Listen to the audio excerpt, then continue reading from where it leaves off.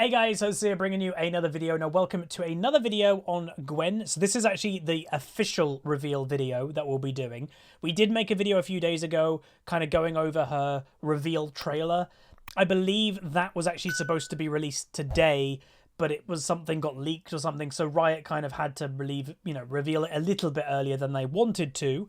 But we now have everything official. So Riot has sent me the footage of all her abilities and the official Word document going through what the abilities 100% do. So no more speculation. We are going to break down the champion. So the actual champion herself, there she is. By design, I think she looks cool. And I would say the splash art is fantastic. Like, whichever artist did it, props to you. It looks really good. The color scheme and everything looks great.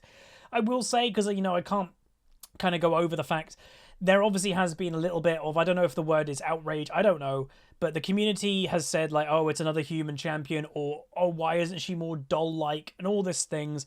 And Riot's already come out with a lot of answers, and Riot's kind of said things like, we are going to stop doing humanoid champions, but that's just what the community, you know, they go with what sells, let's be honest, and these type of champions sell more probably than like a Kha'Zix.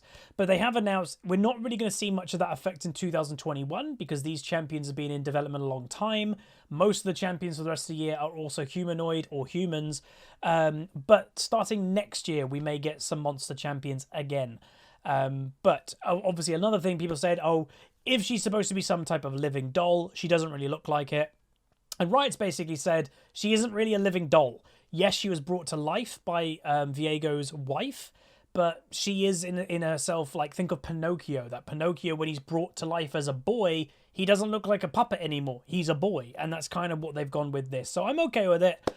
It also, I found out, because people were like, it would either be too close to Orianna, who is like a living robot, or Shaco, who's a doll. And I was like, wait, Shaco's a doll? So apparently, yeah, Shaco's a living doll. Who knew? I had no idea. But let's get into her abilities.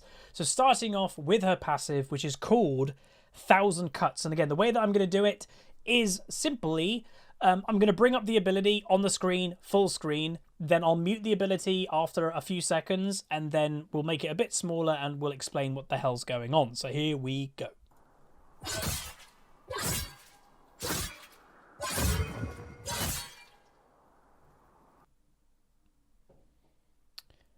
Okay, so yeah, that is called, me move it a little bit. This is called 1,000 Cuts, as I mentioned. Gwen's basic attacks deal bonus on hit magic damage based on percentage of her health. Basic attacks against champions will heal her for some of the damage dealt. So in essence, it's a basic auto-attacking passive that she will do more damage based on her health. Now, we don't specifically know which direction. That's all the information I get. So will she deal more percentage damage the lower health she is? That's probably what I would expect. Or is she dealing more damage the higher health she is? That wouldn't really make sense to me. If she's some type of AP duelist, she's an AP duelist designed for top lane. To me, it's about high risk, high reward. That the lower health she is, the more damage she's dealing with auto attacks.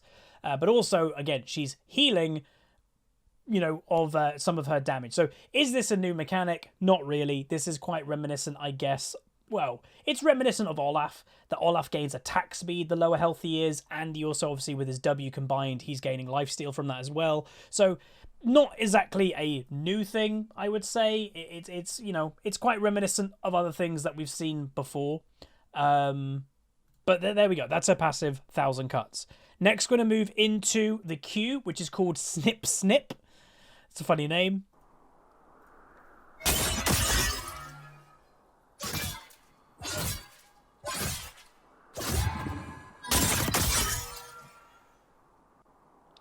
Okay, that looks crazy, by the way. So yeah, that is Snip Snip. Let's make it a bit smaller. There we go. So Gwen rapidly snips her scissors between 2 and 6 times, dealing magic damage in a cone in front of her. At a minimum, Gwen will snip twice. Adding 1 snip per basic attack Gwen has landed on an enemy, up to 4 for a total of 6. Enemies in the center of each snip take true damage, as well as bonus magic damage from 1,000 Cuts, which is her passive. Oh boy, so yeah, so just to make it clear, So when you auto-attack somebody on Gwen, you're basically banking extra snips. So you can see here, she's auto-attacking 4 times, and then she Qs again. So instead of it only snipping twice, it will now snip that target 6 times. So by default, it does it twice. But if you, as Gwen, only got 1 auto-attack off your lane opponent, then press Q, well, then it will snip 3 times. Because you get in the minimum 2, plus the 1 auto that you got, then you get 3. So, yeah, that's quite big. Obviously, the range of it looks decent, but it's still melee-esque. But the big thing here, true damage. Again, we don't know how much damage it's dealing, but whenever you get true damage involved, that's when you've got to raise an eyebrow. Because reminding people, true damage is the damage type that doesn't get affected by armor or magic resist. So reminding people, and I will say, true damage isn't a new thing to top lane. A lot of top laners have some form of true damage. Gangplank's passive, I think, is true damage. Darius ultimate. Like, if you actually look to where a lot of true damage is in League, I'd actually wager most of it's actually in top lane. So it kind of fits. So yeah, she's dealing true damage. So again, we don't know how much damage is dealing, but I would easily call that this is the spammable ability. This is the one that you're maxing. This is the one that you're using the most in lane to trade and deal with people. This is kind of, I would imagine, her bread and butter. But there we go. That is her Q. Snip, snip. Good name. And now we're going to move on to the W, which is called Hallowed Mist.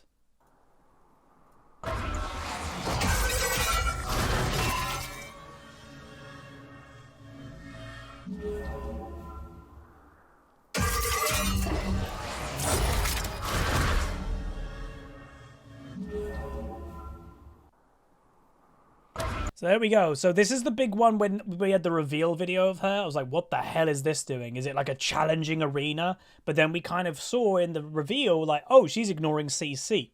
So, Hallowed Mist. Gwen spins up the Hallowed Mist to surround her for 5 seconds, gaining some armor and magic resist when she is in it. Enemies outside the mist cannot target Gwen or hit her with any abilities. The mist will move to follow Gwen for the first time she tries to leave, but will dissipate the next time. So we did all kind of go, oh, this is like an anti-CC ability. No, it's not just anti-CC. She cannot get targeted or hit by any spell. So it is, in technical, a duelist's invulnerability. She can still attack everything. That, you know, that's crazy. So what is worth knowing, it's kind of like a Xin ult. So Xin can't get projectiles on top of him if they're not inside of his spin. So again, worth noting, if you're inside the arena with Gwen, you can attack her. But if you're outside of it, she cannot get targeted. She avoids CC, she avoids skill shots. If you Lux lasered onto Gwen, but she's in her W, and you're out of it, you do not get hit by Lux laser. It does not hit you. So this seems quite strong, but do remind everyone, because everyone's going, gee, that's overpowered. She is a top lane 1v1 duelist champion by design. So in essence, when you're dueling people in top lane, they're going to be on top of her. So yes, by theory, this is a powerful spell, but when you're actually having that fight in top lane, the enemy top laner a lot of the time is going to be within the arena. They will be still being able to land damage on Gwen. What this is really good at is not letting you get CC to go for an engage, or just surviving something, or you're about to get sniped by that Lux laser, survived with W. This seems to be more of a utility survival spell than an actual like proper 1v1 duelist spell, because a lot of the time in 1v1 duels in top lane, you're on top of each other anyway, so like that's not going to really affect this. But it will somewhat, because reminding everyone, she is gaining armor and magic resist when she's in the W, so even if your opponent is within your arena, and yeah, they can hit you, at least you're still a little bit tankier. So it's obviously a good thing to have when you're fighting, no matter what. So that is the W, so that is what it does. Again, seems pretty strong, but I wouldn't say it's insane. It might be insane in mid to late game when you're not split pushing, when you're grouping, but yeah, not as insane as I thought it was going to be, which is good, because I was like, oh my god. So there's that. Next up, we're going to go over her E, which is called Skip and Slash.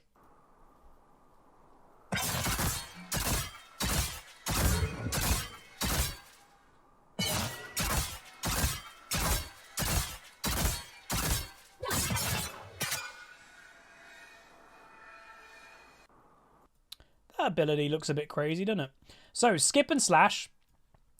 is Gwen dashes a short distance and empowers her attacks with increased range, speed, and on-hit magic damage for 4 seconds. Attacking an enemy during this time refunds 50% of the ability's cooldown. So this is her dash, and whenever you attack somebody, it reduces the cooldown by 50%. So within a couple of auto attacks, boom, it's probably off cooldown again, and that's where she can dash around a little bit. But what I like, it's not like an instant reset. She actually has to attack to get the cooldown lower. So that's good.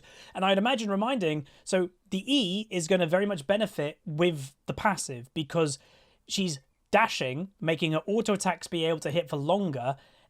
They're faster and they do more on-hit magic damage. Then you combine that with the passive, which then is dealing on-hit magic damage based on her percent health and all like that stuff, with her auto attacks. So the E is an auto attack in power, and this champion has an auto attack enhancing passive. So that's where this is the synergy of the kit is starting to intertwine quite a lot. And obviously, with then your E, the combo is instantly, the E is going to be first to get the auto attack starting to count. Then, you know, with the increased speed and all that stuff, the increased range of your E, then you can use the Q. And because you've had more auto attacks, you then get more snips with the Q. So again, very combo-centric champion. I like it so far. I actually kind of think that's kind of cool. But that is the E, which was skip and slash. And now finally the ultimate. So here we go. Which is, by the way, needle.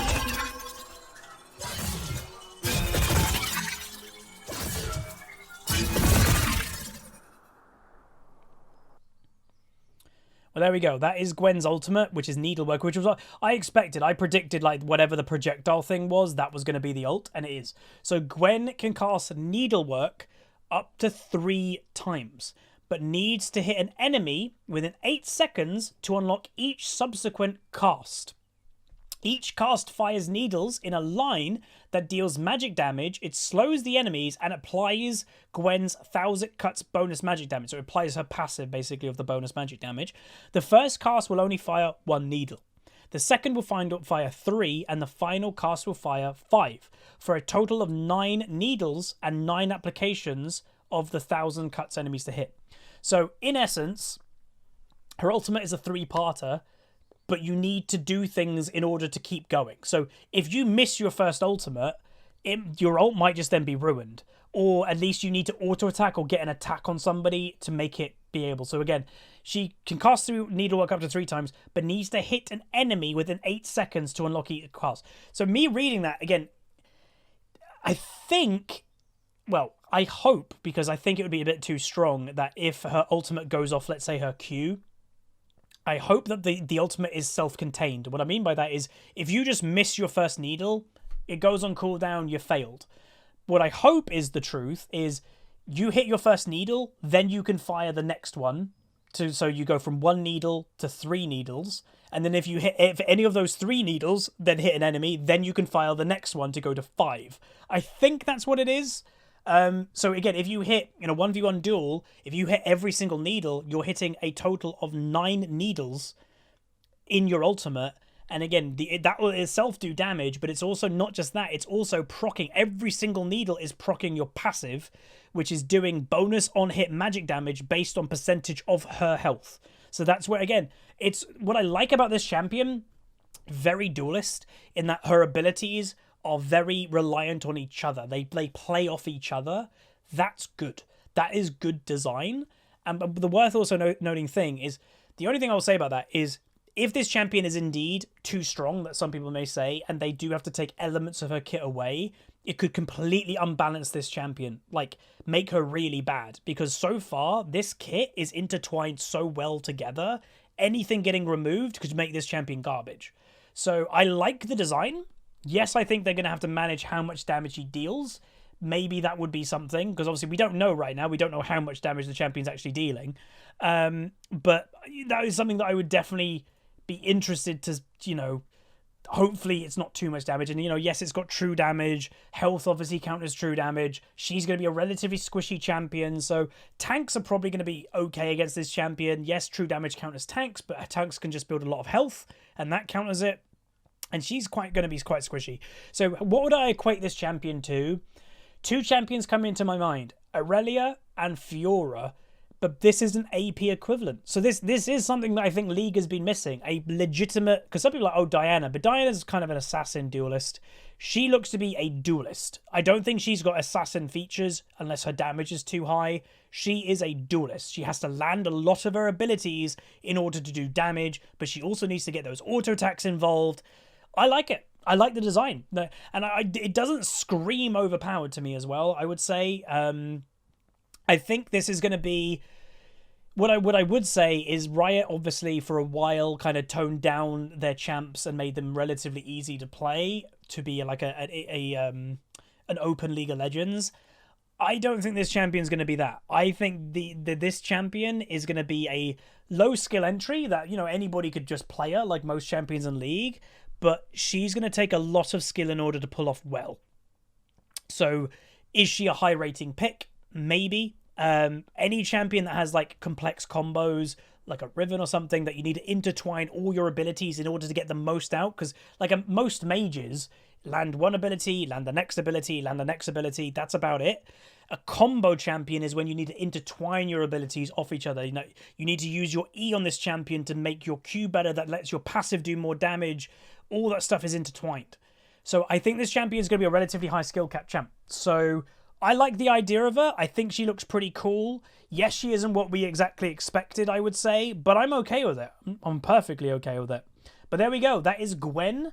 Hopefully you guys enjoyed the official reveal of what this champion does officially. And, you know, there's no more speculation. There it is. If you guys enjoyed and want to enter the giveaway, remember, do throw a like on the video. Be a subscriber. Ding the bell if you have not. And I will say the second video of the day today will be the second video of the day. This will be the first video of the day a little bit early because of all the NDAs and stuff.